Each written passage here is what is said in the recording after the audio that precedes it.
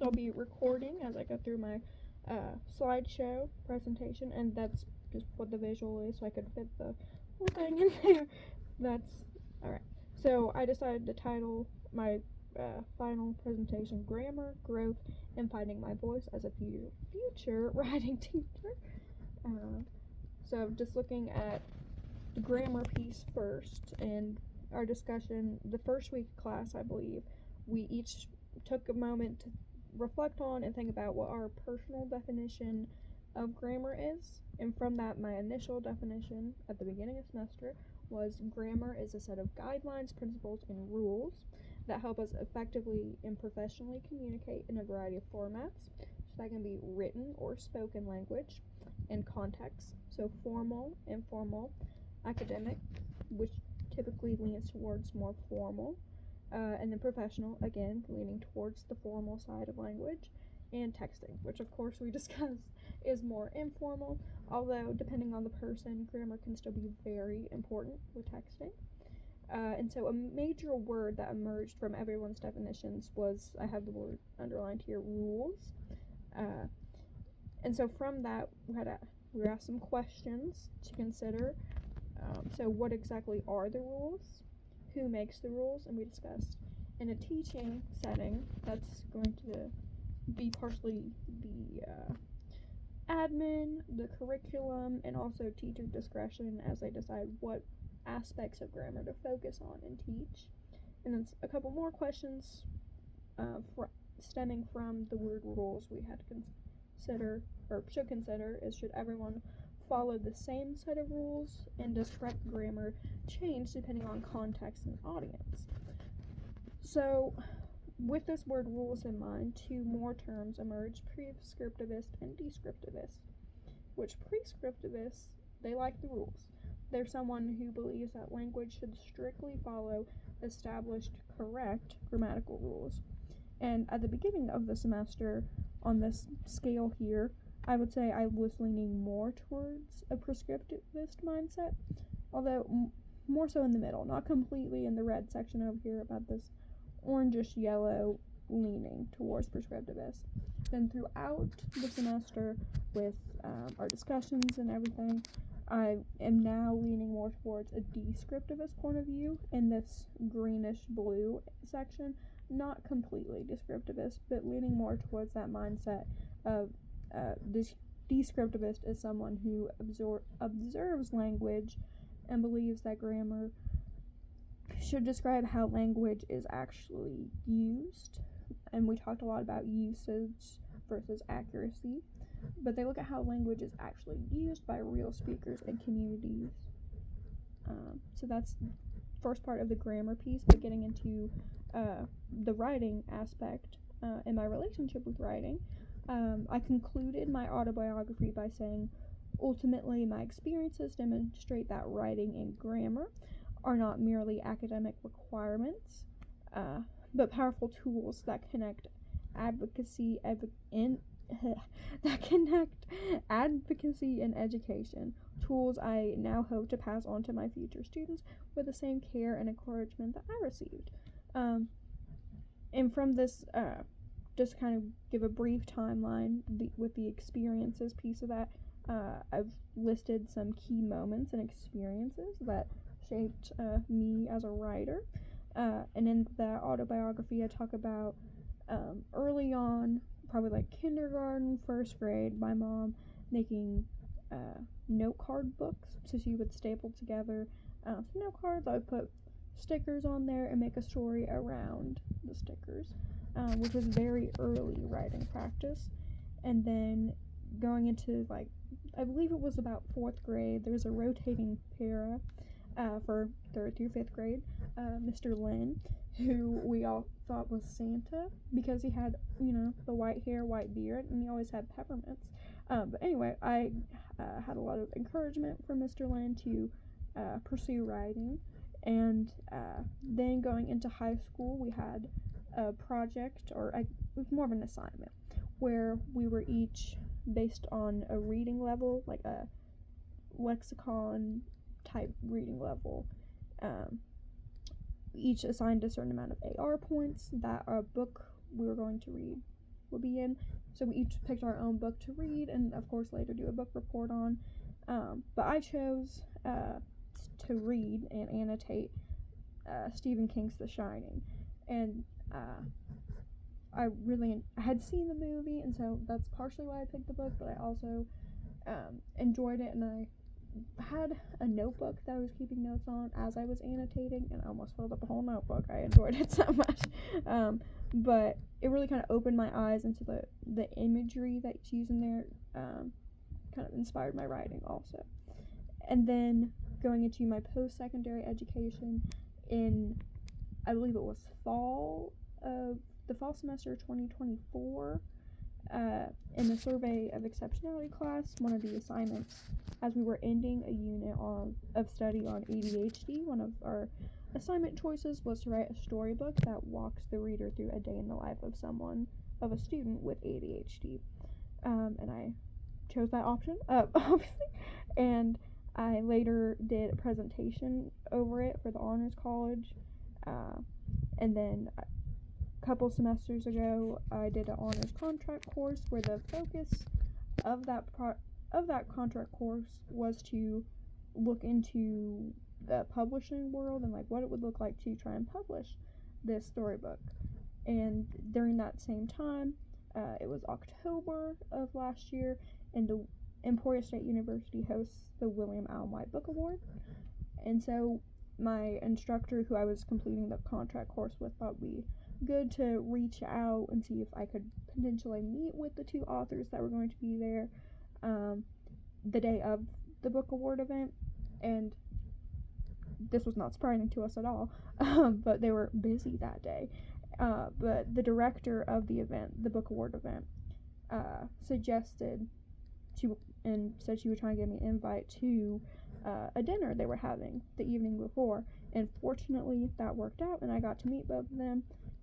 And she prefaced it by saying, you might get to talk to them, you might not, but I actually did end up getting to talk to both of them. And they're Catherine Applegate, and she won for the 3rd through 5th grade category with the picture book version of her. It was first a novel, but the picture book version of Otter. And then in the 6th through 8th grade or middle school division, Gordon Corman won for his book The Fort, which I believe is no, it's not a graphic novel. It's a book. Graphic novels are books, but different category. Anyway, I got to meet them, and as you can see in this picture here, and actually Catherine Applegate, she was nice enough she wrote her email on name tag that was there, and I contacted her with questions I had for the contract course and also for this course for our interview assignment. So yeah, that just a brief timeline there. And then going back to the grammar piece, want to focus on how grammar creates meaning beyond this notion of correctness. So in that interview, Catherine Applegate, in response to one of the questions, had said, I suspect that when you first venture into creative writing, it is important to set aside concerns about punctuation, grammar, and rules of all kinds, that, while vitally important, comes later. And so thinking about this, grammar is not just about avoiding and or correcting your mistakes. It shapes meaning, tone, clarity, and audience understanding, and it's not only present in later revision stages of writing. And so here I've listed some things that grammar can influence. So, like I said, tone, clarity, readability, pacing, emphasis, which can be written but also oral in how you pronounce or emphasize each word, professionalism, and audience perception. And just some examples here. This first sentence, I believe everyone has seen, but it is commonly used, but it's a good example, so I put it here anyway. And it's example of the influence of punctuation and clarity. So, let's eat grandma versus let's eat grandma.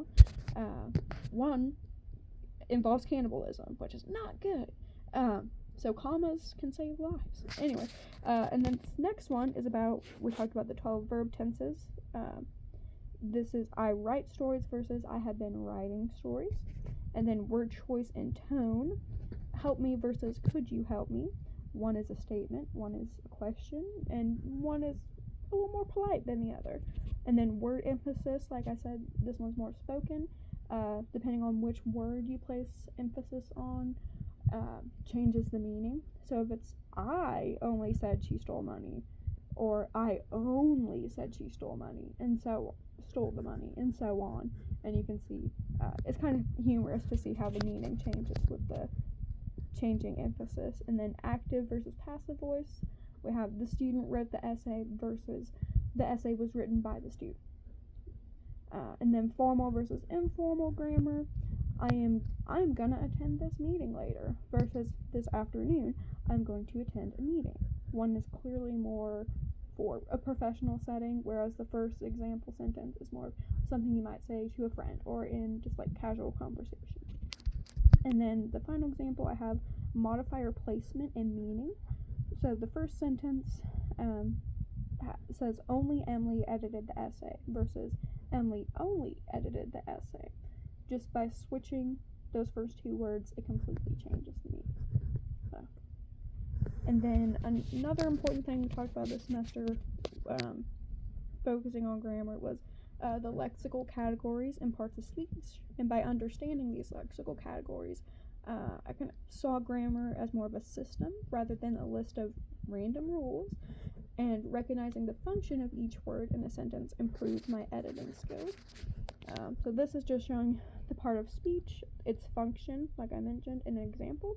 So we have noun, person, place, or thing, such as teacher. Verb, it's an action or a state, like a state of being, not like California or Florida. Anyway, and then an example of that would be explains. And then we have adjective, adverb, pronoun, preposition, conjunction, interjection, article, or determiner. And then, like I said, by taking the time to, in a sentence, to look at in defining the lexical category of each word, again, help with the edit and revision process. And then I briefly mentioned the verb tenses earlier, but I wanted to include these grammar exercises because I think they were the most helpful overall over the course of the semester, and just really helped me realize that verb tenses do more than show time. It shapes timeline clarity, sequencing, perspective, and flow in writing. Different tenses create different tones and perspectives, and when you shift the tense, suddenly it can confuse the writer. Just like you want to remain consistent. If you're going to start writing in an active voice, you don't want to suddenly halfway through switch to a passive voice. And so this just kind of breaks down the 12 tenses. So for past, we have simple past, past progressive, or past continuous. They mean the same thing. And then past perfect or past perfect progressive. And then similar for present and future, we have the simple version, progressive, perfect, and then perfect progressive. And then this was, I took a picture of my notes from the day where we discussed and really deep dived into the 12 verb tenses. And it mainly focuses on that timeline aspect. So simple, everyone loves the simple tense because it's just one point in time. It's a fact and it just happened. And then progressive or continuous shows duration. It can be specific, like 5 to 7 p.m., or indefinite, continuation of the action. So rather than just one dot on a timeline, it's the dot and the immediate future. So perfect, uncertain exactly when the event occurred, but it's past, related, and relative to the present event. And then perfect progressive is over time in the past, but related to something in the present. And then these are just pictures of those grammar exercises, looking at specifically the word cook and write, which with these words we also discussed that cooked is a regular verb. You can add ed to the end, whereas write, you can't add ed to the end. You can't say righted, you wrote something in the past, whereas you can say you cooked something in the past. So this just breaks down example sentences with the word cook and write in all 12 verb tenses. So for simple present, it's I cook dinner every evening. and I write in my journal every morning, all the way down to future perfect progressive. I will have been cooking. Notice that the been is included and ing is added to our base verb cook. I will have been cooking for 3 hours by the time my guests arrive. And for the word write, we have I will have been writing. Again, we see will have been and ing added to our base verb of write in my journal for a year by the end of the month. And then another exercise was looking at not only the 12 verb tenses, but again, the active and passive voice, focusing on the word. Each one focuses on a different word. This one is bake, took, serve. Okay. And then this is kind of combining the grammar and writing aspects and looking at becoming an ELA teacher. So this course shaped my future teaching philosophy as I realized that writing instruction should build confidence, voice, and communication, and not just a fear of making those grammatical mistakes. So ideally, looking into my future classroom and some goals of what I want my students to realize and to do. So ideally, they would view grammar as empowering rather than intimidating, an intimidating list of rules, and understanding why grammar choices matter and the reasoning or the why behind why the grammar rules are in place and the purpose of those. And then writing authentically before heavily focusing on grammar, as the grammar and the revision process is important, but it's not the only part of writing. And to feel safe taking creative risks, see revision as part of growth, and recognizing their voices, both in terms of what they're writing and what they're saying verbally, recognizing that their voices and experience are valuable. So again, looking at similar to the continuum of how my perspective from prescriptivist to descriptivist changed from the beginning of the semester to now. So what the course changed for me. So before the course, I saw grammar as correctness, whereas now I see it more as communication. Before the course, I thought, errors should be avoided. We should be meticulously grammar checking our work, reading our work out loud, catch the mistakes. Whereas now I see mistakes are part of learning, as long as we are learning from those mistakes, not repeating them intentionally. And then before the course, I thought standard English was the goal, being in one uniform language. Whereas now I see that context and audience definitely matters as well. So that is all I have. So